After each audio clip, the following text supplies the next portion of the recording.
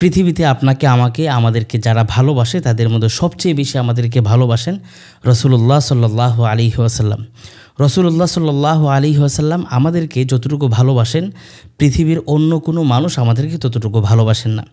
পৃথিবীর প্রত্যেকটা মানুষ মানুষকে ভালোবাসে শুধুমাত্র নিজেদের স্বার্থের জন্য, কিন্তু রসুল্লাহ সাল্লাল্লাহু আলাইহি ওয়াসাল্লাম নিঃস্বার্থ তিনি আমাদেরকে ভালোবেসেছেন। তিনি আমাদের জন্য এত বেশি পেরেশানি থাকতেন যে আমরা যেন জাহান্নামে না যাই বা জাহান্নামের পথে না চলি, সেজন্য তিনি সবসময় পেরেশানিতে থাকতেন।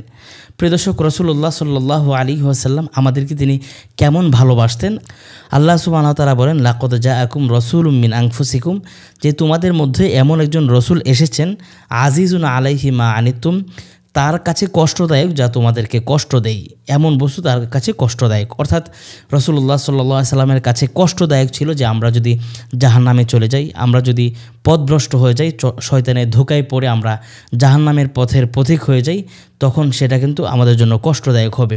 আর সেটা কিন্তু রসুল্লাহ সাল্লাল্লাহু আলাইহি সাল্লামের জন্য খুবই কষ্টদায়ক। পাশাপাশি রসুল্লাহ সাল্লাল্লাহু আলাইহি সাল্লাম কেমন ছিলেন? হারিসুন আলাইকুম, তিনি আমাদের জন্য ছিলেন কল্যাণকামী। রসুল্লাহ সাল্লাল্লাহু আলাইহি সাল্লাম আমাদের জন্য কল্যাণকামী ছিলেন, সেটাই কিন্তু আল্লাহ সুবহানাহু ওয়া তাআলা পবিত্র কোরআনে বলেছেন, হারিসুন আলাইকুম, তিনি তোমাদের জন্য কল্যাণকামী ছিলেন। বিল মুমিনিনা রাউফুর রহিম, তাছাড়া যারা মুমিন, যারা রসুল্লাহ সাল্লাল্লাহু আলাইহি সাল্লামের উপর ঈমান এনেছে তাদের প্রতি তিনি ছিলেন স্নেহশীল এবং পরম দয়ালু। রসুল্লাহ সাল্লাল্লাহু আলাইহি সাল্লাম মুমিনদেরকে অত্যন্ত স্নেহ করতেন, আর মুমিনদের প্রতি রসুল্লাহ সাল্লাল্লাহু আলাইহি সাল্লামের দয়াও ছিল। এটা কিন্তু আল্লাহ সুবহানাহু ওয়া তাআলা নিজেই বলে দিয়েছেন যে রসুল্লাহ সাল্লাল্লাহু আলাইহি সাল্লাম কেমন ছিলেন। প্রিয় দর্শক, রসুল্লাহ সাল্লাল্লাহু আলাইহি সাল্লাম আমাদেরকে যে কত ভালোবাসতেন তা আপনাদেরকে আমি বোঝাতে পারবো না, কিন্তু তারপরও আপনাদেরকে আমি একটি হাদিস শোনাই রসুল্লাহ সাল্লাল্লাহু আলাইহি সাল্লাম আমাদেরকে তিনি কেমন ভালোবাসতেন। আমরা গুনাহ করি, আমরা গুনাহের জন্য মাগফিরাত কামনা করি আল্লাহ সুবহানাহু ওয়া তাআলার কাছে। তাছাড়া আমাদের গুনাহের জন্য আল্লাহ রসুল সাল্লাল্লাহু আলাইহি সাল্লাম আল্লাহ তাআলার কাছে তিনি অগ্রিম ক্ষমা প্রার্থনা করেছেন, আল্লাহ তাআলা যেন আমাদের গুনাহ ক্ষমা করে দেন। রসুল্লাহ সাল্লাল্লাহু আলাইহি সাল্লামের স্ত্রী আম্মাজান আয়েশা রাদিয়াল্লাহু তাআলা আনহা থেকে বর্ণিত একটি হাদিস আছে যে তিনি বলেছেন যে রসুল্লাহ সাল্লাল্লাহু আলাইহি সাল্লামের অন্তর প্রসন্ন দেখলে আমি বলতাম, হে আল্লাহ রসুল, আপনি আমার জন্য দোয়া করুন। রসুল্লাহ সাল্লাল্লাহু আলাইহি সাল্লাম বলতেন, হে আল্লাহ, আপনি আয়েশার আগে ও পরের প্রকাশ্য এবং গোপন সমস্ত গুনাহ ক্ষমা করুন। রসুল্লাহ সাল্লাল্লাহু আলাইহি সাল্লামের দোয়া শুনে হযরত আয়েশা রাদিয়াল্লাহু তাআলা আনহা হেসে মাথা নিচু করে ফেললেন।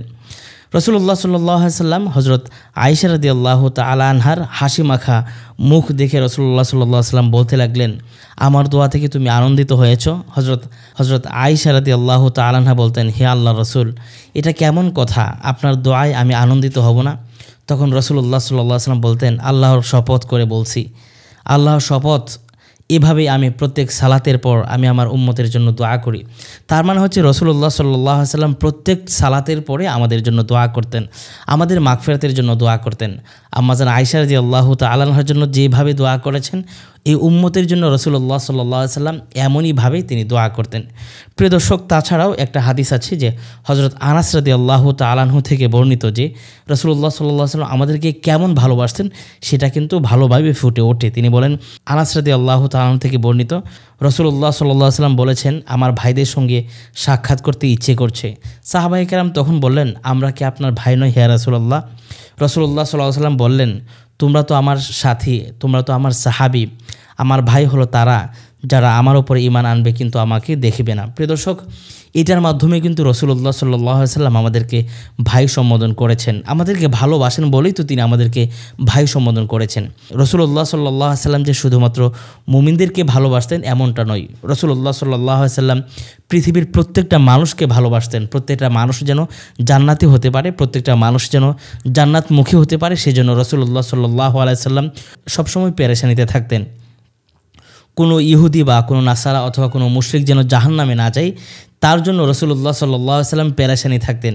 এই জন্য আল্লাহ সুবহানাহু ওয়া তাআলা আরেকটি আয়াতে বলেছেন, লাআল্লাকা বাখিউন নাফসাকা আল্লা ইয়াকুনু মুমিনিন।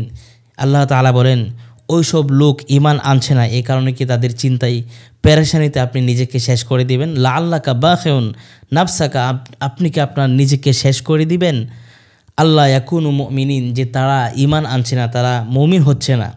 মুশরিকদের কথা, মানে যারা আছে পৃথিবীর প্রত্যেকটা মানুষের কথাই রাসূলুল্লাহ সাল্লাল্লাহু আলাইহি ওয়াসাল্লাম বলেছেন। প্রিয় দর্শক, আমি শুধুমাত্র আপনাদেরকে এতটুকু বোঝাতে চেষ্টা করেছি যে আল্লাহ সুবহানাহু ওয়া তাআলার নবী, আল্লাহ সুবহানাহু ওয়া তাআলার হাবিব রাসূলুল্লাহ সাল্লাল্লাহু আলাইহি ওয়াসাল্লাম আমাদেরকে কত ভালোবাসতেন। এই জন্য আমাদের উচিত হচ্ছে রাসূলুল্লাহ সাল্লাল্লাহু আলাইহি ওয়াসাল্লামের সেই ভালোবাসার প্রতিদান দেওয়া। রাসূলুল্লাহ সাল্লাল্লাহু আলাইহি ওয়াসাল্লামের ভালোবাসার প্রতিদান হচ্ছে আমরা রাসূলুল্লাহ সাল্লাল্লাহু আলাইহি ওয়াসাল্লামকে ভালোবেসে আমরা সেই ভালোবাসার প্রতিদান দেব। তাছাড়া আমাদের সেই ভালোবাসার প্রতিদান দেওয়া আমাদের পক্ষে সম্ভব নয়। এজন্য প্রত্যেকটা ঈমানদার এবং মুমিনের কাজ হচ্ছে রাসূলুল্লাহ সাল্লাল্লাহু আলাইহি ওয়াসাল্লামকে ভালোবাসা। প্রিয় দর্শক, সকলে ভালো থাকবেন, সুস্থ থাকবেন এবং সকলে চেষ্টা করবেন আমরা যেন সকলেই রাসূলুল্লাহ সাল্লাল্লাহু আলাইহি ওয়াসাল্লামকে ভালোবাসতে পারি, রাসূলুল্লাহ সাল্লাল্লাহু আলাইহি ওয়াসাল্লামের সুন্নাহ অনুযায়ী চলতে পারি এবং তার আদর্শে আদর্শবান হতে পারি। এটাই হবে আমাদের জীবনের সবচেয়ে সফলতার একটি মাধ্যম।